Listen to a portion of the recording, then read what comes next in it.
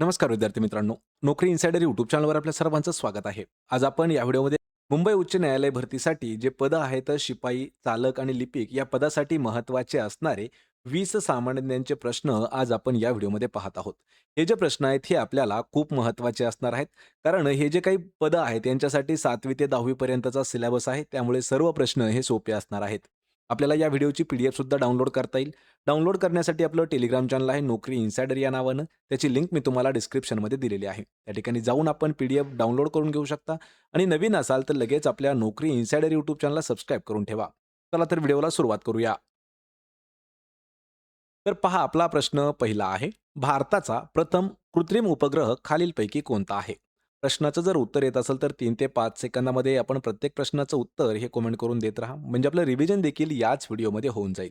पहा प्रश्न काय आहे? भारताचा पहिला कृत्रिम उपग्रह कोणता आहे? ज्याचं नाव आहे पहा ऑप्शन क्रमांक 3 तर आर्यभट्ट जो आहे, हा आपल्या भारताचा पहिला कृत्रिम उपग्रह आहे. पर्याय 3 आपलं या प्रश्नाचं योग्य उत्तर होईल.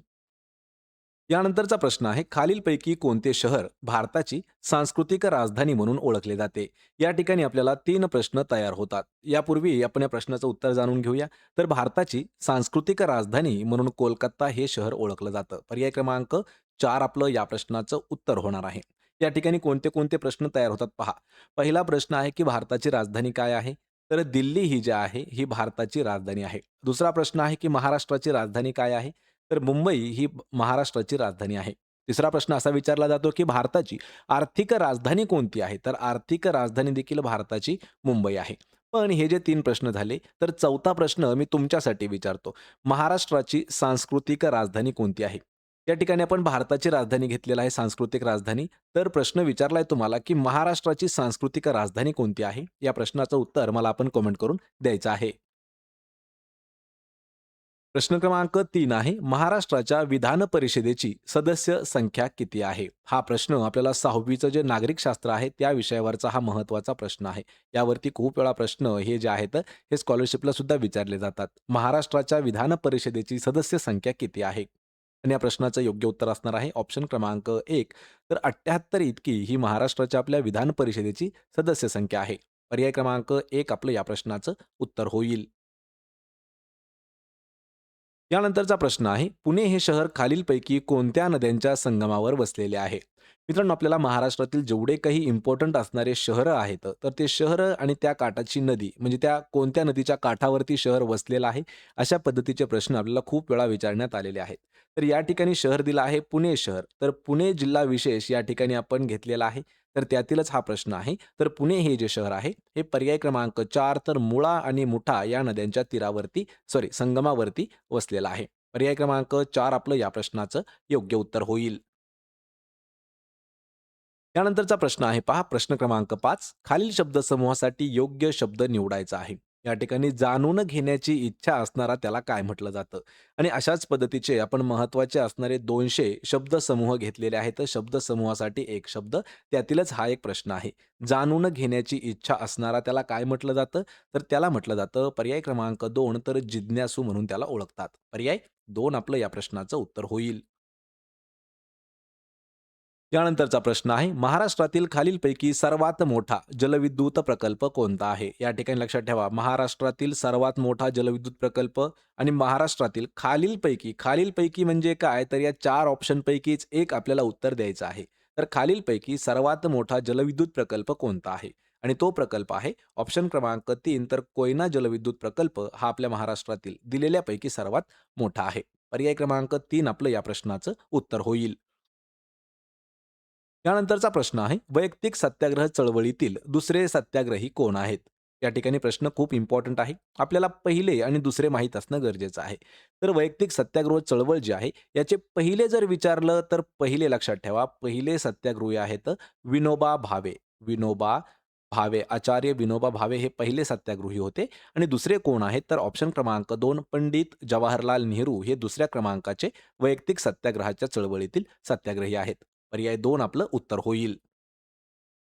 प्रश्न क्रमांक 8वा आहे. प्रसिद्ध हिमालय पर्वतांसाठी हिमालय हे नाव कोणत्या भाषेतून आलेले आहे? पहा, हिमालय हे नाव कोणत्या भाषेतील आहे असा आपल्याला प्रश्न विचारलेला आहे आणि हा प्रश्न आपल्याला पोलीस भरतीमध्ये सुद्धा 3 वेळा विचारण्यात आला होता. हिमालय हे जे नाव आहे, हे संस्कृत या भाषेतून आलेलं आहे. पर्याय क्रमांक 3 आपलं या प्रश्नाचं योग्य उत्तर होईल. त्यानंतरचा प्रश्न आहे, सत्यशोधक समाजाची स्थापना खालीलपैकी कोणी केलेली आहे? मित्रांनो, हा प्रश्न टी-सी-एस, आय-बी-पी-एस कोणताही जरी पॅटर्न असला, तर त्यामध्ये खूप वेळा हा प्रश्न विचारण्यात आलेला आहे. सत्यशोधक समाजावरती आपल्याला जवळपास 4 प्रश्न हे विचारले जातात. पहिला प्रश्न कसा विचारला जातो, की सत्यशोधक समाजाची स्थापना कोणी केली? तर ही केलेली आहे पर्याय क्रमांक 2 तर महात्मा ज्योतिबा फुले किंवा महात्मा फुले यांनी सत्यशोधक समाजाची स्थापना केली. दुसरा प्रश्न आपल्याला असा विचारला जातो, की कोणत्या वर्षी केली? तर 1873 या वर्षी केली.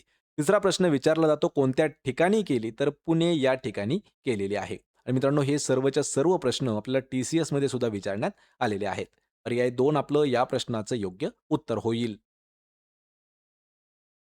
चला प्रश्न क्रमांक 10 आहे. जायकवाडी येथील धरणाच्या जलाशयाला खालीलपैकी कोणते नाव देण्यात आलेले आहे? जायकवाडी येथील जे धरण आहे आणि त्याच्या जलाशयाला कोणतं नाव देण्यात आलेलं आहे? हा जो प्रश्न आहे, हा आपल्याला आत्तापर्यंत पोलीस भरतीमध्ये कमीत कमी 17 ते 20 वेळा विचारण्यात आलेला आहे. तर जायकवाडी येथील हे जे धरण आहे, हे कोणत्या जिल्ह्यामध्ये आहे? छत्रपती संभाजीनगर या जिल्ह्यामध्ये आहे. आपल्याला जर तालुका विचारला, तर तालुका आहे पहा पैठण आणि जलाशयाला कोणतं नाव देण्यात आलेलं आहे? तर ते नाव आहे ऑप्शन क्रमांक 1 तर नाथसागर म्हणून त्याला ओळखलं जातं. पर्याय क्रमांक 1 आपलं उत्तर होईल. यानंतरचा प्रश्न आहे, खालीलपैकी कोणाचा राजीनामा हा संपूर्ण मंत्रिमंडळाचा राजीनामा समजला जातो? प्रश्न थोडासा समजावून घ्या. प्रश्न थोडासा कन्फ्यूज करणारा आहे. तर खालीलपैकी असा कोणाचा राजीनामा आहे, जो पूर्ण मंत्रिमंडळाचा राजीनामा म्हणून गृहीत धरला जातो? तर यामध्ये पंतप्रधान सुद्धा आहे आणि मुख्यमंत्री सुद्धा आहे. म्हणजेच पर्याय क्रमांक 4 आपलं या प्रश्नाचं योग्य उत्तर होणार आहे. कारण पंतप्रधान आणि मुख्यमंत्री या दोघांनी जरी राजीनामा दिला, तर तो राजीनामा संपूर्ण मंत्रिमंडळाचा राजीनामा समजला जातो. कारण पंतप्रधान जे आहेत, हे केंद्रामध्ये असतात आणि मुख्यमंत्री जे आहेत, तर हे राज्यामध्ये असतात आणि या दोघांपैकी जो कोणी राजीनामा देईल, तर तो राजीनामा पूर्ण मंत्रिमंडळाचा राजीनामा समजला जातो. पर्याय क्रमांक 4 आपलं या प्रश्नाचं योग्य उत्तर होईल. प्रश्न क्रमांक 12 आहे. महाराष्ट्राचे पहिले मुख्यमंत्री यशवंतराव चव्हाण यांचे स्मारक खालीलपैकी कोणत्या ठिकाणी स्थित आहे? यावर सुद्धा आपल्याला 2 प्रश्न विचारले जातात. पहिला प्रश्न की संपूर्ण महाराष्ट्र हे कधी तयार झालं? 1 मे 1960 या रोजी. आणि या ठिकाणी अजून एक प्रश्न विचारला जातो आपल्याला, की महाराष्ट्राचे पहिले मुख्यमंत्री कोण आहेत? तर यशवंतराव चव्हाण हे पहिले मुख्यमंत्री आहेत. यांचं स्मारक एका ठिकाणी उभारण्यात आलेलं आहे आणि ते ठिकाण आहे पर्याय क्रमांक 1 तर कराड या ठिकाणी यशवंतराव चव्हाण हे आपल्या महाराष्ट्राचे पहिले मुख्यमंत्री आहेत. त्यांचं स्मारक उभारण्यात आलेलं आहे. पर्याय 1 आपलं या प्रश्नाचं उत्तर होईल. यानंतरचा प्रश्न आहे, दुसरे महायुद्ध कोणत्या कालावधीमध्ये घडले होते? या ठिकाणी आत्तापर्यंत 2 महायुद्ध झालेले आहेत. पहिलं जे महायुद्ध आहे वर्ल्ड वॉर 1 आणि वर्ल्ड वॉर 2. तर या ठिकाणी लक्षात ठेवा आपल्याला दुसरा विचारलेला आहे आणि दुसरं महायुद्ध जे आहे ते 1939 ते 1945 या दरम्यान झालेलं आहे. पर्याय 1 आपलं या प्रश्नाचं योग्य उत्तर होईल. पण पहिलं महायुद्ध कधी झालेलं आहे? तर पहिलं महायुद्ध 1914 ते 1918 या काळामध्ये झालेलं होतं. पर्याय 1 आपलं उत्तर असेल. यानंतरचा प्रश्न आहे, खालीलपैकी कोणत्या सामाजिक कार्यकर्त्या हिंदू लेडी या टोपणनावाने लेखन करत होत्या? यावरती मित्रांनो खूप सारे प्रश्न आहेत पहा. जेवढे काही मोठे-मोठे साहित्यिक झाले, यामध्ये आपल्याला सांगायचं झालं तर पहा बालकवी. बालकवी झाल्याच्या नंतर दुसरे आहेत पहा कुसुमाग्रज. कुसुमाग्रज झाल्याच्या नंतर आहेत गोविंदग्रज. हे जे आहेत, हे प्रत्येक लेखक किंवा प्रत्येक जो साहित्यिक आहे, तो लिखाण करताना टोपण नाव वापरत असतो. तर या ठिकाणी हिंदू लेडी असं टोपण नाव खालीलपैकी कोणत्या सामाजिक कार्यकर्त्या वापरत होत्या? तर त्या वापरत होत्या रमाबाई रानडे यांचं टोपण नाव आहे पहा हिंदू लेडी. पर्याय 4 आपलं या प्रश्नाचं उत्तर होईल. यानंतरचा प्रश्न आहे पहा, महाराष्ट्रातील 52 दरवाजाचे शहर म्हणून कोणते शहर ओळखले जाते? पहा किती दरवाजाचे? 52 दरवाजाचे शहर म्हणून कोणत्या शहराची ओळख आहे? हा प्रश्न आपल्याला छत्रपती संभाजीनगर स्पेशल प्रश्नसंचामध्ये सुद्धा विचारण्यात आला होता. म्हणजे या प्रश्नाचं उत्तर काय आहे? पर्याय क्रमांक 2 तर छत्रपती संभाजीनगर हे जे शहर आहे, हे महाराष्ट्रातील असं शहर आहे, की त्याला 52 दरवाजाचे शहर म्हणून ओळखले जाते. पर्याय क्रमांक 2 आपलं या प्रश्नाचं उत्तर होईल. ज्या ज्या विद्यार्थ्यांना माहीत नाही छत्रपती संभाजीनगरवरती आपल्याला 3 प्रश्न येऊ शकतात. पहिला प्रश्न की छत्रपती संभाजीनगरचं जुनं नाव किंवा औरंगाबाद हे जे शहर आहे पहा औरंगाबाद तर याचं नवीन नाव काय आहे? औरंगाबादचं नवीन नाव आहे छत्रपती संभाजीनगर आणि याचं जर आपल्याला प्राचीन नाव विचारलं कोणाचं संभाजीनगरचं तर प्राचीन नाव आहे त्याचं खडकी. त्यावरती अजून एक आपल्याला संभाजीनगरवरती प्रश्न विचारला जातो, की बीबी का मकबरा हे कोणत्या म्हणजे हे जे पर्यटन स्थळ आहे, हे कोणत्या शहरामध्ये आहे? तर ते पण आहे पहा छत्रपती संभाजीनगरमध्ये. पर्याय क्रमांक 2 आपलं या प्रश्नाचं उत्तर असेल.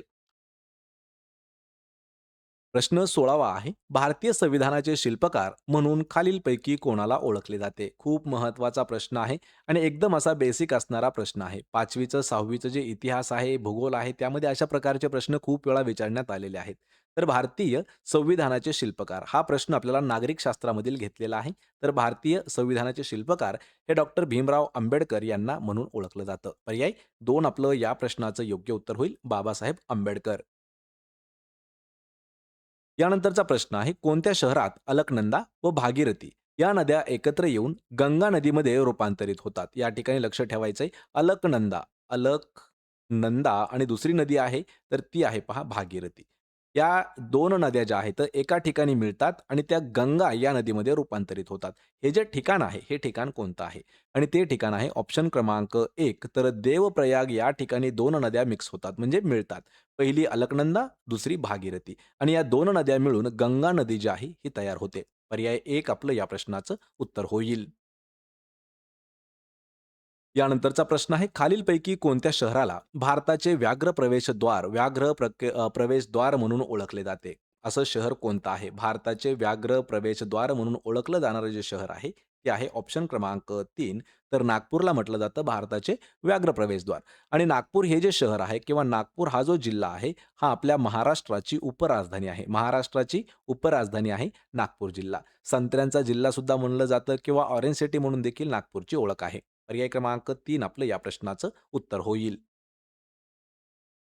यानंतरचा प्रश्न आहे, महाराष्ट्रात सर्वात जास्त वन्यजीवन अभयारण्य खालीलपैकी कोणत्या विभागात आहे? विभागात विचारलेला आहे, जिल्ह्यामध्ये नाही. यावरती खूप सारे विद्यार्थी कन्फ्यूज होऊन जातात.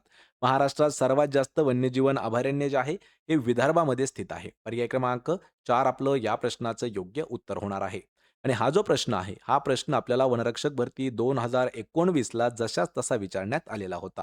हे जे प्रश्न आहेत मित्रांनो, हे 7वी ते 10वीच्या बेसिकवरती विचारण्यात आलेले हे प्रश्न आहेत आणि परीक्षामध्ये अशाच पद्धतीचे प्रश्न येणार आहेत. पर्याय 4 आपलं उत्तर होईल. त्यानंतरचा प्रश्न आहे पहा, मासा या शब्दाचा समानार्थी शब्द आपल्याला ओळखायचा आहे. समानार्थी शब्द आणि विरुद्धार्थी शब्द हे प्रत्येक परीक्षेमध्ये विचारले जातात. त्यातीलच हा एक शब्द आहे पहा मासा. मासा या शब्दाला समानार्थी शब्द होतो ऑप्शन क्रमांक 2 तर मीन. मीन म्हणजे काय? पहा मीनला समानार्थी शब्द मासा, मत्स्य, मासोळी हे जे आहेत हे समानार्थी शब्द आहेत माशासाठी. मग दुसरा या ठिकाणी एक शब्द आहे खग. खग म्हणजे काय? तर खग म्हणजे पहा पक्षी, पक्षी, ख, विहग आणि पाखरू हे जे आहेत हे पक्षा किंवा खगासाठी असणारे समानार्थाचे शब्द आहेत. आणि अशाच पद्धतीचे आपल्याला 500 पेक्षा जास्त समानार्थी शब्द जर पाहायचे असतील, तर त्या व्हिडिओच्या लिंकसुद्धा मी तुम्हाला डिस्क्रिप्शनमध्ये दिलेले आहेत. त्या ठिकाणी उत्तर काय होणार आहे आपलं ऑप्शन क्रमांक 2. तर मित्रांनो, हे होते महत्त्वाचे 20 प्रश्न. या 20 प्रश्नापैकी किती प्रश्नाची उत्तरं देता आली हे मला कमेंट करून नक्की सांगा. व्हिडिओ जर आवडला तर व्हिडिओला आपल्या लाईक करा, मित्रामध्ये व्हिडिओ शेअर करा आणि आपल्या नोकरी इन्साइडर यूट्यूब चॅनलला सबस्क्राईब करून ठेवा. म्हणजे आपल्याला डेली अशाच पद्धतीचे व्हिडिओज पाहायला मिळतील. आणि प्रत्येक व्हिडिओच्या पी-डी-एफ अगदी फ्रीमध्ये डाउनलोड करायच्या असतील तर आपलं टेलिग्राम चॅनल आहे, त्याची लिंक तुम्हाला डिस्क्रिप्शनमध्ये मिळून जाईल. आपण भेटूया पुढच्या एका अशाच नवीन व्हिडिओमध्ये. तोपर्यंत जय हिंद, जय महाराष्ट्र.